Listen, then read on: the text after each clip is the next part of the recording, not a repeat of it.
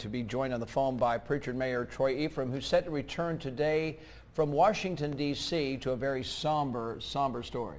Mayor Ephriam, thank you so much for joining us this early in the morning. Great to have you. Please tell us, though you're out of town, how are you keeping tabs on what is happening back here in the search for 8-year-old Hiawayi Robinson? Good morning to you guys this morning, Darwin and Kelly, and thanks for giving me the opportunity. It's certainly very difficult for me because it's a devastating situation. It's the worst thing that can really happen at a time such as this. You don't ever want something of this nature to take place. And then to be away from it, so far away from it, is very discouraging, very difficult for me. And trying to get earlier flights in have been unsuccessful. So that's only enhanced the frustration of trying to get back to the center where the situation is right now, and hopes of trying to do what we can to bring little Hiawayi back home.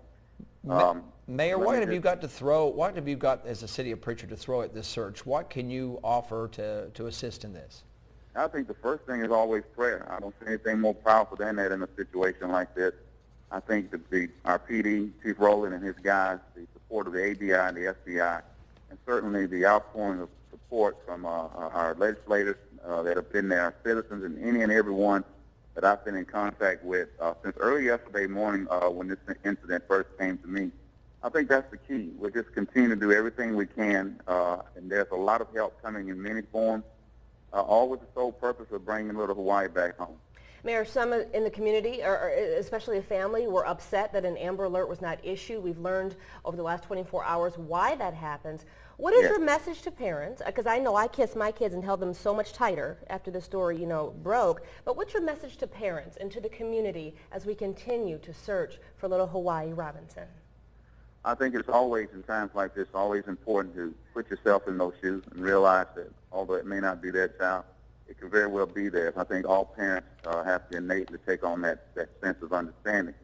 But more importantly, offer prayers and to speak to their kids and just sort of remind them. It's just like asking them to not talk to strangers when they're out and to not get involved with strange people. Just remind the kids, of the dangers that lurk out there, and to make sure that they're clear to follow the instructions when school is out, come straight home, and be obedient and do the things that they're expecting them to do. And as parents, just be more mindful and be more watchful of their kids at this time. This is very difficult for anyone.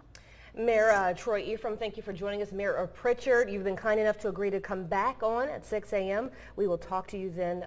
Really appreciate your insight this morning on the search for this 8-year-old. It's so tough. It's so tough, but the good news is, like you said, it's a new day. And we all hope that she'll just walk in. Yes. Someone will lead her to the family, that she's been somewhere. If you have or know where she is, don't be afraid, don't be ashamed, just do it. And let's bring this to a close. I'm loving how social media has jumped into. Totally. So we'll continue to retweet and tweet and follow Jasmine Williams on Local 15 as well, and keep you posted throughout the morning. Okay, so here's a question.